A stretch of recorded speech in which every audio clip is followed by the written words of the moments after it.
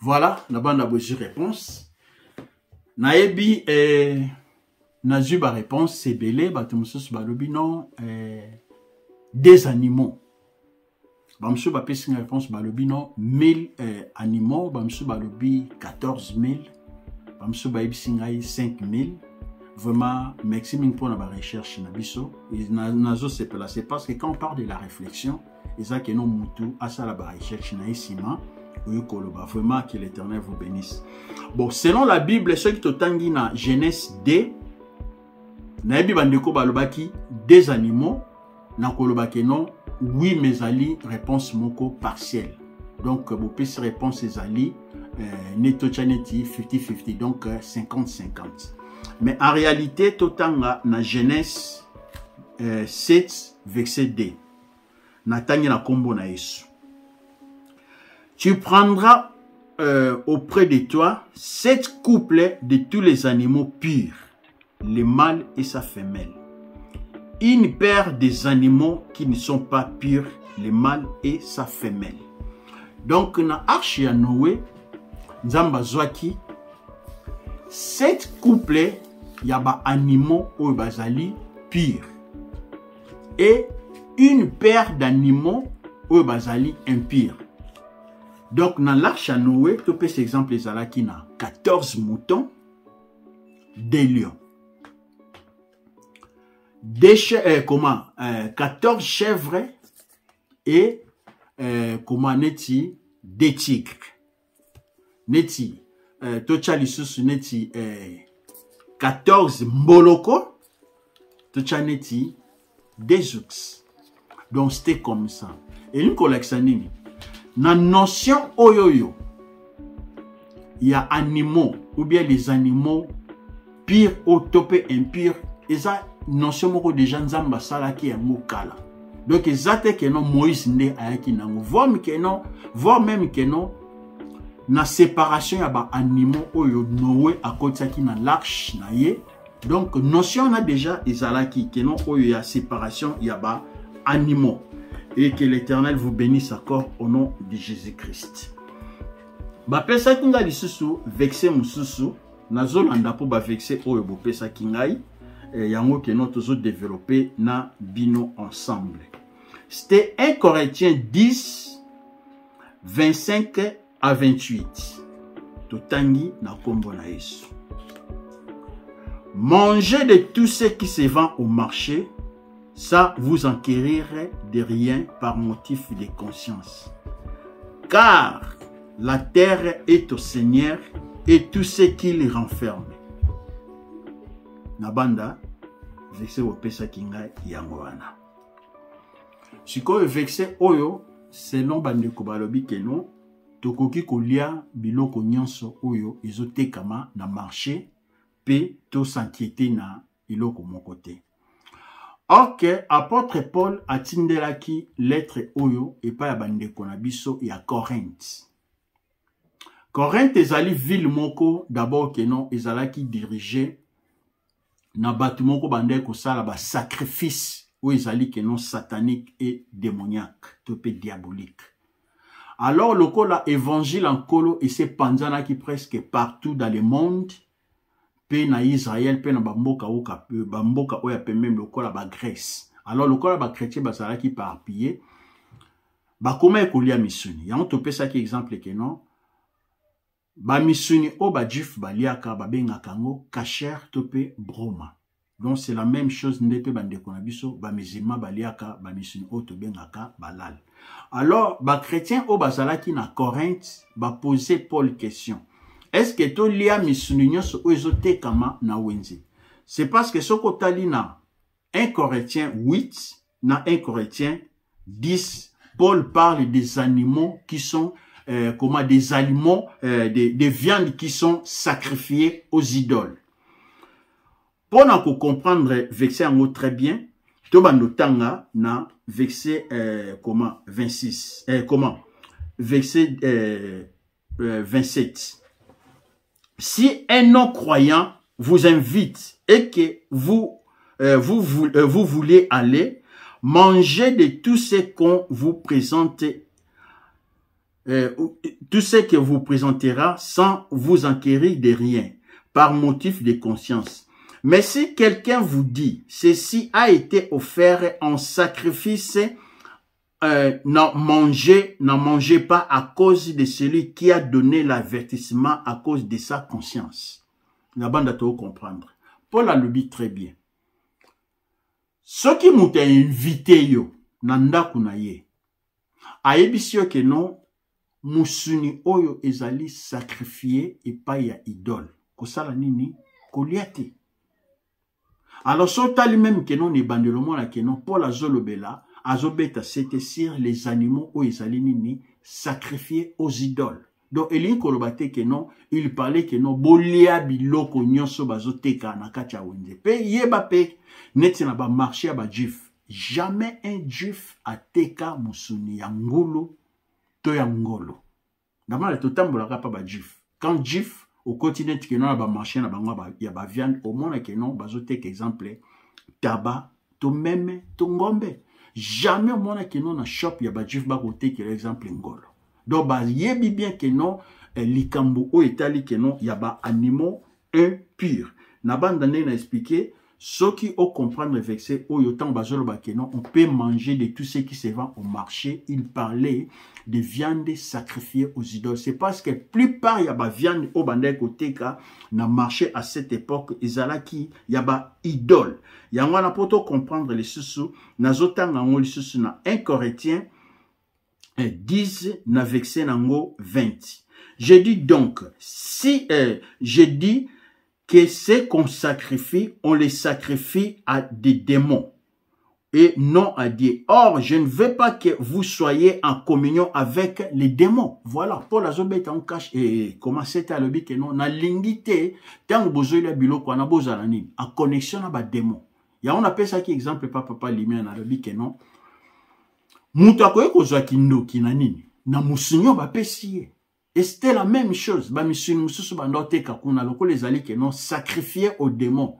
Okoza la pe que non tango le yango. O comme na contact na ba démon. Azo kitali susu alobi yango très bien. Vous ne pouvez pas vous ne pouvez boire la coupe du Seigneur et la coupe des démons. Vous ne pouvez participer à la table du Seigneur et à la table du démon. Au monde, apôtre Paul toujours il parlait de comment de viande sacrifiée aux idoles. Ayanga zo betelango sete azolo bakeno. Bokoki kolia misuni anate. C'est parce que ils allaient sacrifier naba démon. C'est parce que ceux qui boli yango et ça la nini que non bozala à contact naba démon. Y'a on te peut cet exemple que non. Les autres jamais na tout le monde a déjà que non na Bible ba ibisabiso que non baji ba viande o izali que non comment sacrifier na ba démon topé ba viande des impires ba kende ba comment ba offrir moi pas nzambe na comment na temple jamais ça la mandengo wana. C'est pour cela que non Paul azopé sa bango avertissement la lui que non pobozala à contact na ba démonter donc bolia misunyana te. Ce qui besoin comprendre était le sacrifice des démons. Même Apocalypse, c'est Jésus qui s'habite même caché dans le Coran. Tu vois, par exemple, dans Apocalypse D, de 14 à 20. Mais dans le cas, tu as continuer dans je lis au nom de Jésus-Christ, dans 14. J'ai quelque chose contre toi.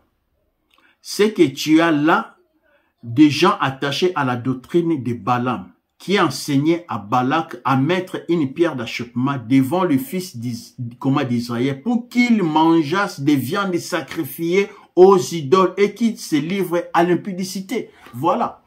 Donc, apôtre Paul, il parlait des viandes aux idoles sacrifiées aux idoles. Voire même que non, ce n'est Jésus-Christ a le bien mot dans Apocalypse 14, 20. Dans likambo itali que non, viande aux idoles sacrifiées aux idoles.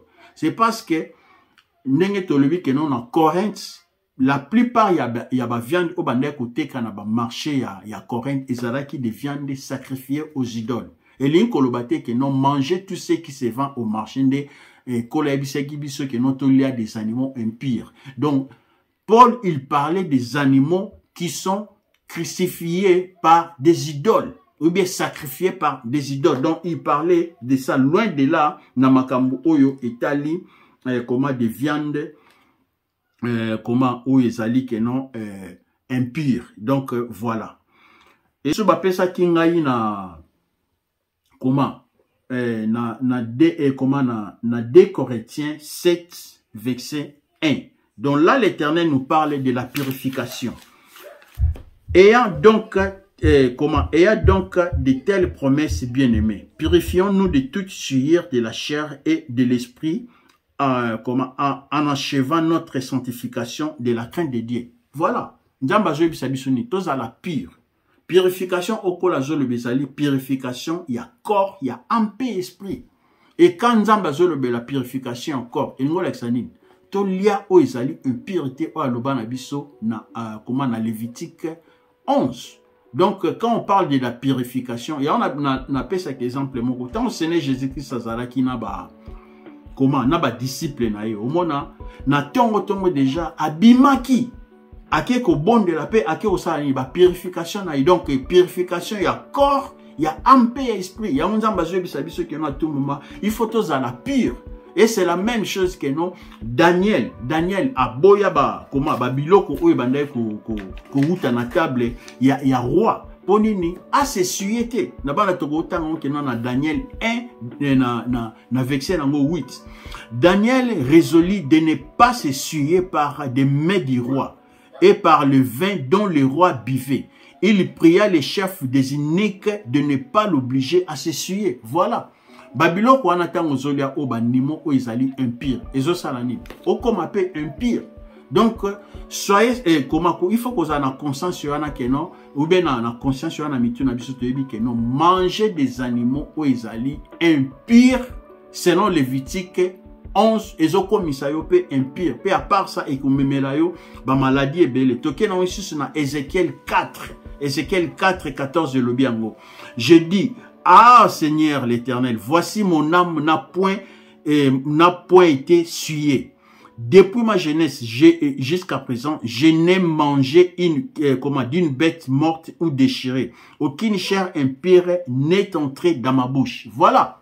Donc, voir même que non, Ézéchiel Azur Bango, depuis Bolenge la Seigneur, na lianan eloko ezali impureté. Voit même que non un animal qui est déchiré donc animal moko akufa simanga na ina lié non donc nzamba zobo yango que non ok tant ozoliana ozombe mape ba maladie katina yo c'est ça la vérité. Ok na tangi lisusu Romains 14 de verset 2 à 3. Voilà na banda nazotanga na bino na kombo na Yesu. Tu l'as dit très bien. C'était la lettre apôtre Paul à Pesaki et pas Yaba Romain. Tel croit pouvoir manger de tout. Tel autre qui est faible ne mange que des légumes. Que celui qui mange ne méprise point celui qui ne mange pas. Et que celui qui ne mange pas ne juge point celui qui mange, car Dieu l'a accueilli. Mais c'est clair. Paul a le bien ou bien. Oya zolia légumes, tope ndunda. A juger oya zolia musunité. Tope oya zolia musuni, a juger oya zolia ndunda. C'est parce que nzamba ndime yango. Alors pour développer ce sujet, il faut qu'on y ait non. Paul, comment apporte Paul à Zolobela banane. À Zolobela ba croyant oyo basalaki na Italie. Quand un juif abimi na mboka, a conscience na toujours que non, il faut aller animal tope viande o ezali pire. Y'a te peut ça qui exemple ya Daniel. Daniel tanga kendaki na captivité na Babylone aboya ki kolia biloko o ezoya o utaki et pas ya roi pena ba vena e ponini a se suyete. Donc pour aller à banimo oyo tope ba viande o ezali cachère te tope bromate. Donc ba viande o ezali que non o nzamba ebisa bango balia selon Lévitique 11. Et c'est de la même chose. Bandim o bazalaki na Rome ba ebisi apôtre Paul. Tozali na problème moko awa. Ba viande ezali. mais bazo banga kolia ba viande wana peut-être ezali ba viande oyo ezali ekomi comment tenez to benga kenon sacrifier aux idoles. Yango ba koma kolia banga kolia ba viande wana poni ni bazala suyete. Yango ba tindela ki apôtre Paul lettre o yango apôtre Paul a ebisi bango. Oya moni alia légumes, c'est parce que bamiso ba koma ki ba végétarien, ba komi ko banga kolia ba viande wana po bazala suyete. Yango apôtre Paul a ebisa ki bango. Oya moni kenon azala végétarien, stoppé végétarien alia comment légumes alia. Oya moni pena kenon alia viande asala nini alia ezanango mabete. Mais si ko soto ke na verset 14 na banda te otanga na bino que celui qui comment toke na 14 je sais et je suis persuadé par le Seigneur Jésus que rien n'est impire à soi, qu'une chose n'est impire que par celui qui la croit impire. Yango apôtre Paul appelle ça qui bon siko réponse na verset 14. Alobi ngai na yebi par Seigneur Jésus-Christ eloko moko ezali impureté. Mais eloko ezo comme impire tango mutacha on a pensé na ye ekomi impire. Yango on appelle ça qui exemple na lobi boy. Est-ce que la viande du mouton na Jérusalem ezali pire que ezali impire? Selon Lévitique 11. Selon la Bible, la viande de mouton ezali pire. Alors cette viande de mouton, ce que on me met en exemple na Congo, et ça toujours pire. Ce que ça nous sacrifié pas ba idolité, donc ezali pire. Si qu'on se viande on me met en exemple que non na kati ya Italie place bazala ki na Rome, la viande de mouton na Italie est impureté. Mais moutou aya moni yango ke non na conscience na ye est commis impire. Alors est commis impire pour cette personne là. Ya on a le que non cette parole est dure. Ba te bele ba koma ko interpréter ngoma be moi na mutu so alobi ke non azo sala lisumu ayebi ke non eza lisumu nzamba pekisa mais na conscience na alobi oh non lisumu nga na zo sala mais conscience na nge lobi eza lisumu te comme lisumu. Non, là c'est hors sujet, hors contexte. Donc ozolinga ke non otumbola kana na nzambe na maloba na o ke nzamba lobi on a contexte wana te. Donc c'est ça la parole de Dieu. Donc tout le bate que non tant nzambe apesi consigne loko boyo lobi que non consigne wana o changer ngonzelo comme ça la ngoli sumu que non pour loba que non nzamba loba que non ce que zo sala li sumu mais la conscience na yo yebi que nous ali sumu te donc en toi ezali sumu te. Hors sujet. Donc voilà, donc Paul abandonne kolobela. Viande, il y a mouton. Ou ezali pire, selon la parole de Dieu, ezali pire. Viande ya mouton, na kati ya Congo, ezali pire, et tikali pire. Mais ceux qui ont moni que non, aux exemples que non, ou teki le exemple, la viande de mouton, tout chane na Arabie Saoudite, ezapé pire. Mais on dit, lokola, bango peut-être, tobas, commission est commis impire. Si on a conscience, na yo, au moni que non est commis impire, à cette époque, à ce moment-là, conscience n'a fini que non, ezali impire. Donc, Paul, il parlait de ça. Et voilà. Toleki sous-suna Colossiens 2, 16 à 17. Ok, nabanza Colossiens Oyo et Zapenda vexé mon photo expliquant très bien. C'est parce que batebele ba benga kinga ba betisete ba bi frère mbalo to cheo contre mir na Colossiens 2 comment 16 à 17 maloba nzambe ba chakango mirte ezali kambuke non maloba nzambe ba étudier kango ensemble bongo to comprendre c'est mandé to précis explication nango donc yanga lobi ke non nga na sali ba recherche wana et dengai et de pebino. Donc maloba nzambe soki ebimi toteyaka. Oya moni ke non ayamba yango ayambi, oya moni ke non ayamba te ayambi te. OK, totanga Colossiens 2 16 à 17. Totanga na bino elongo. Que personne donc ne vous juge au sujet de manger ou de boire, ou au sujet d'une fête, d'une nouvelle lune et des sabbats, donc des shabbats. C'était l'ombre des choses à venir. mais le corps est en Christ.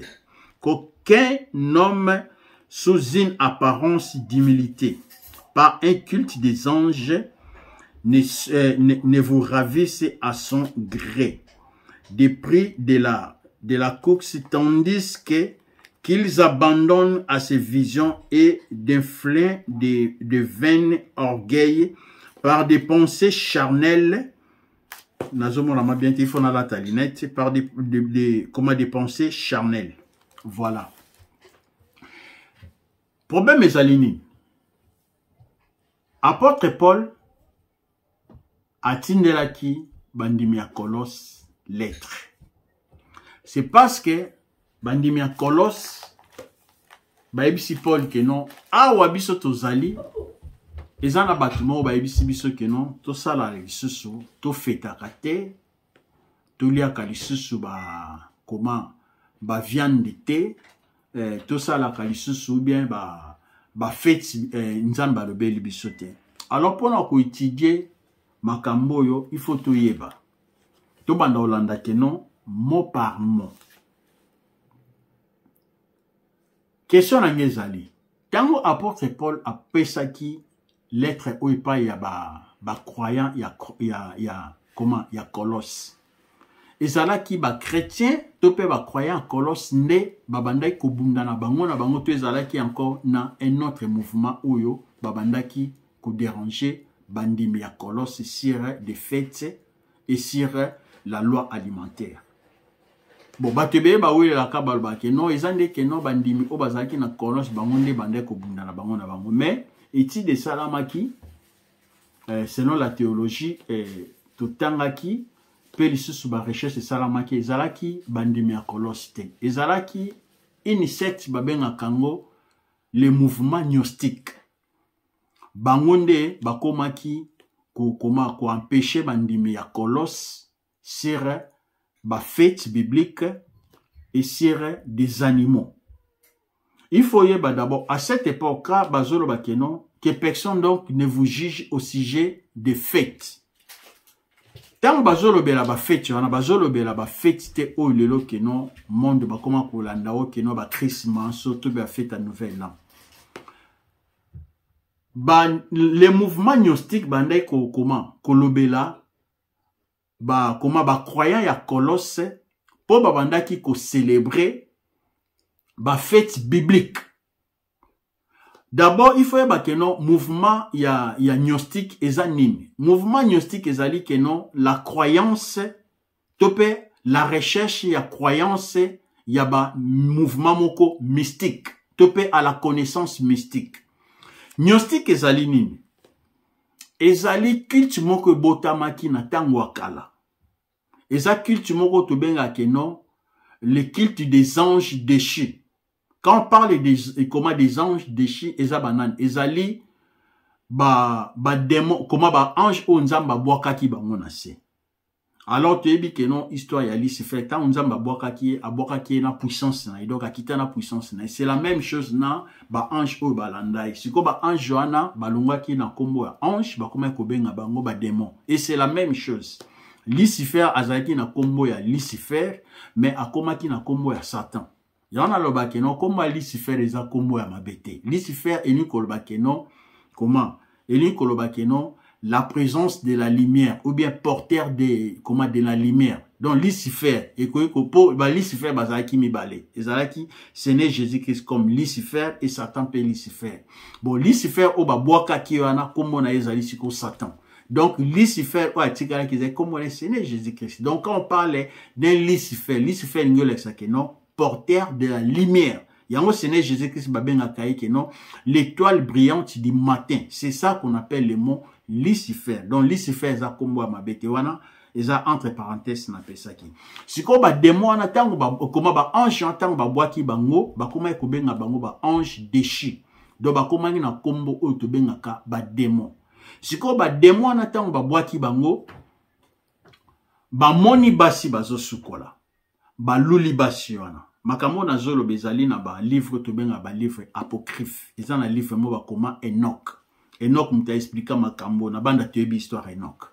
Siko tango ba moni basi bazo sukola baye pa basiona babi ke non to sangana na bino nzoto basiona babi bino bo pesa biso nini ba balobi ke non to kolakisa bino ndenge ya kosala ba parfum ba maquillage ba vernis ba otobengaka ba chaînette ba perle biloko mandenge wana bazwaki pe basiona bakomisi bango basi na bango babota na bango ba descendance otobengaka les géants fils d'Anak na banda un jour tolobelango o ba géant na banza toyebi moko pe géant moko David abomai pe descendance wana ewumela bazalaki mona mutu donc neti bana babota mona aza neti na mulai neti ya 8 mètres donc na mulai neti ya poto bachaka minda donc c'est ça une descendance là siko descendance wana yango basalaki culte otobengaka